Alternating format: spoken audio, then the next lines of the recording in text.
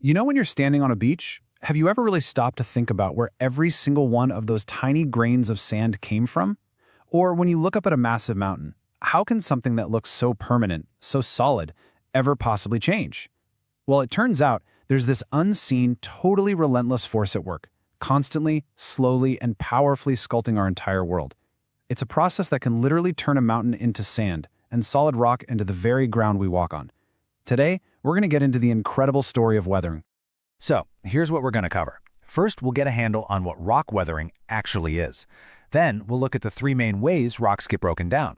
We're going to open up nature's physical toolkit, peek into its chemical lab, and check out the pretty surprising impact that life has on all of this. And to wrap it all up, we'll see how it all comes together in that amazing journey from solid rock to fertile soil.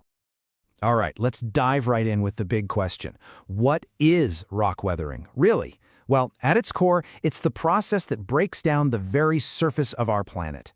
But don't think of it as just destruction. It's actually the critical first step in a much bigger story of creation and transformation. The official definition here has two really important words: disintegration and decomposition. So disintegration, that's the physical part, taking a big rock and breaking it into smaller pieces. Think of it like smashing a dinner plate. But decomposition, that's the chemical part. It actually changes the rock's substance into something new, kind of like how sugar dissolves and disappears in water. Weathering is the story of both of these things happening all the time, everywhere. Okay, so what do you get when you weather a bunch of rock? You get this stuff, regolith. It's basically that messy layer of loose, broken up rock bits and mineral fragments that sits right on top of the solid bedrock below. You can think of it as the raw material, the direct product of all that weathering. It's not quite soil yet, but it is definitely on its way. But how does this all actually work? Well, it turns out there isn't just one way to break a rock. Nature has a whole toolbox of methods, and we can group them into three main categories. Let's think of them as the three main characters in our story of change.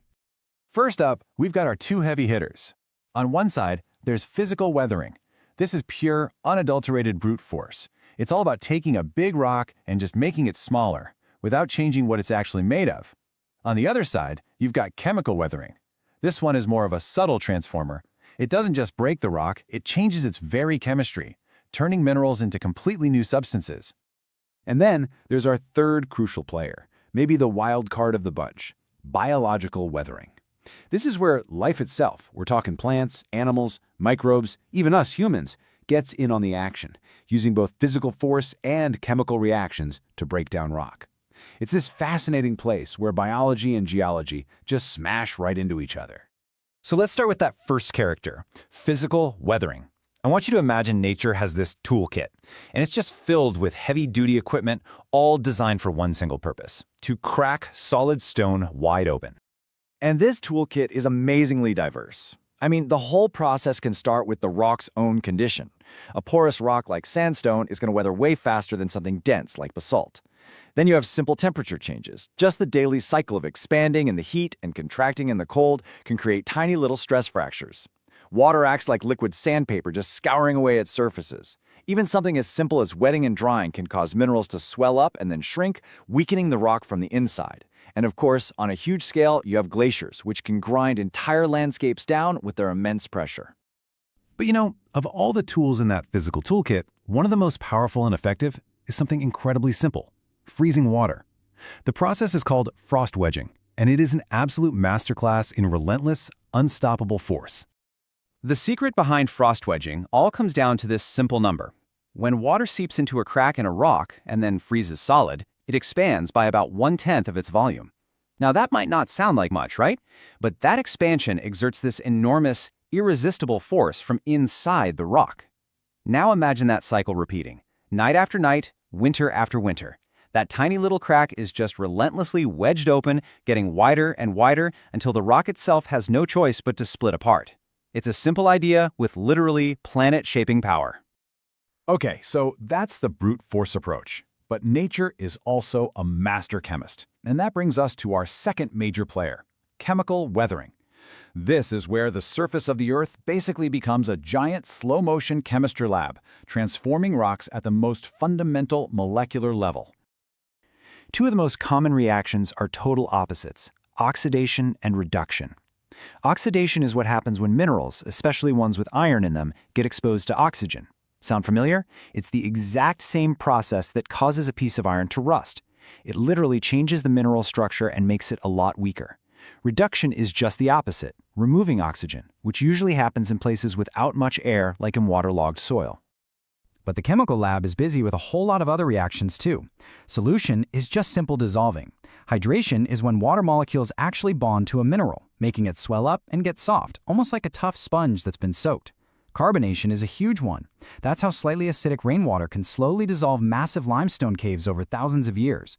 And then you have hydrolysis, which is a really complex reaction with water that's pretty much the main architect of clay minerals, a key ingredient for the fertile soil we all need to survive. Okay, now for our third and honestly, maybe the most surprising agent of change. We've seen brute force, we've seen subtle chemistry, but what happens when life itself gets into the mix? This is biological weathering, where living things become a genuine geological force. And the agents of biology are all over the map. I mean, on the biggest scale, it's us, humanity, cutting roads through mountains, building dams. It's also countless animals, from ants tunneling through rock to rabbits digging burrows. It's the incredibly powerful roots of plants prying open cracks. And it's even the smallest forms of life, mosses, fungi, and bacteria that can just cling to bare rock, slowly pulling out nutrients and breaking it down molecule by molecule.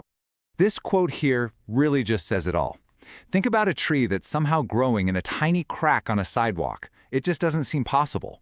But as they grow, the roots exert a great force and hard rock is broken apart. It's the perfect example of life's patient, persistent power to physically dismantle the mineral world. So we've got these three forces, physical, chemical, and biological, all working together, all breaking and transforming rock. But what's the end goal here? What's the culmination of this whole long process? Well, it's the creation of the very foundation of life on land, soil. And this process isn't instant. It happens in stages, kind of like a life cycle. It kicks off with the initial stage, just pure, unweathered parent rock. Then, in the juvenile stage, the first cracks start to show up as weathering begins. As it moves into what they call the virilise stage, the most easily weathered minerals are completely gone, totally decomposed. By the time it hits the senile stage, only the toughest, most resistant minerals like quartz are left. And finally, you get to the final stage, where development is complete. And now you have a complex, living soil, a mix of minerals, organic matter, water, and air. So why does any of this matter? Well, first, and this is the big one for us, weathering is the absolute foundation of soil. No weathering means no soil, which means no agriculture, no food, simple as that. Second, it's the master artist that sculpts our world's incredible landscapes, every canyon, every valley, every cool rock arch. And third, by breaking down rocks, it unlocks essential minerals and nutrients, releasing them into the ecosystem and driving the cycles that all life, including us, depends on.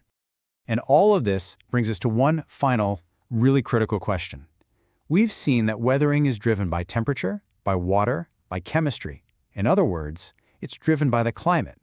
So if this fundamental world-building process is so deeply connected to climate, what happens to our landscapes, our soils, and our world when we fundamentally change the climate that it depends on? That's definitely something to think about. Thank you for listening. If you have any questions regarding the topic or what improvements do we need to make in our video, comment below. For more interesting videos about correlated topics, don't forget to subscribe our channel.